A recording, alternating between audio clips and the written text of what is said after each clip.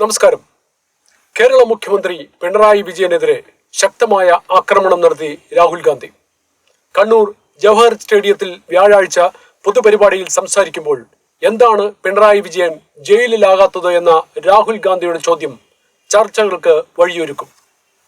രണ്ട് മുഖ്യമന്ത്രിമാർ അഴിക്കുള്ളിൽ ആയിട്ടും എന്തുകൊണ്ടാണ് കേരള മുഖ്യമന്ത്രി പിണറായി വിജയൻ അഴിക്കുള്ളിൽ ആകാത്തത് എന്നും എന്തുകൊണ്ടാണ് കേന്ദ്രം അദ്ദേഹത്തിനെതിരെ നടപടി എടുക്കാത്തതെന്നും രാഹുൽ ഗാന്ധി ചോദിച്ചു.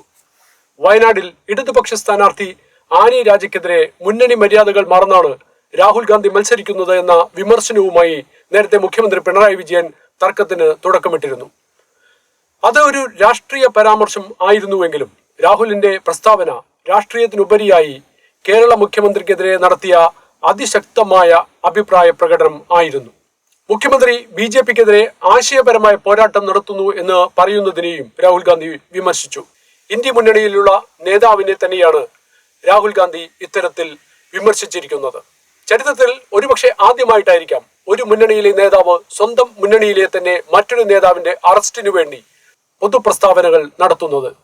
രാഹുലിന്റെ വഴിവിട്ട ഇത്തരം വിമർശനങ്ങൾ ഇതിനു മുമ്പും രാജ്യം കേട്ടതാണ്. അന്ന് കൈയടിച്ച് അത്തരം പ്രസ്താവനകളെ പിന്തുണച്ച CPM അണികൾ ഈ പ്രസ്താവനയ്ക്കെതിരെ എങ്ങനെ പ്രതികരിക്കും എന്നുള്ളത് കാത്തിരുന്നു കാണണം. അന്ന് രാഹുൽ പറഞ്ഞതെല്ലാം പ്രധാനമന്ത്രിക്കും ഭരണകക്ഷിക്കും എതിരായിരുന്നു എന്നതുകൊണ്ട് രാഷ്ട്രീയപരമായി മാത്രമേ ജനം അതിനെ കണ്ടിരുന്നുള്ളൂ. മറിച്ച് തന്റെ മുന്നണിയിലെ തന്നെ ഒരു മുതിർന്ന നേതാവിനെതിരെ ഉയർത്തിയ ഗുരുതരമായ ആരോപണം ഈ മുന്നണി അധികാരത്തിലെത്തിയാൽ അതിൽ ഉടലെടുക്കാൻ സാധ്യതയുള്ള തികഞ്ഞ ഉൾപ്പോരിനെ വ്യക്തമാക്കുന്നതാണ്. പരസ്പരം പോരടിക്കുന്ന ഈ മുന്നണിയാണ് മോദിയെ താഴെ ഇറക്കുമെന്ന് വീമ്പിളക്കുന്നത്. രാഹുൽ ഉറക്കെ പറഞ്ഞത് എന്തായിരുന്നാലും അത് മിക്ക കോൺഗ്രസുകാരും ഉള്ളിൽ പതുക്കെ പറയുന്നതാണ്. പ്രതിപക്ഷമേ, എവിടെയാണ് നിങ്ങളുടെ കെട്ടുറപ്പ്? ആശയത്തിലോ രാഷ്ട്രീയത്തിലോ വിദേശ നയത്തിലോ അതോ ദേശീയ വീക്ഷണങ്ങളിലോ? യഥാർത്ഥത്തിൽ നിങ്ങൾ തോക്കുന്നത് പ്രഥമമായി BJPയുടെ മുന്നിലല്ല.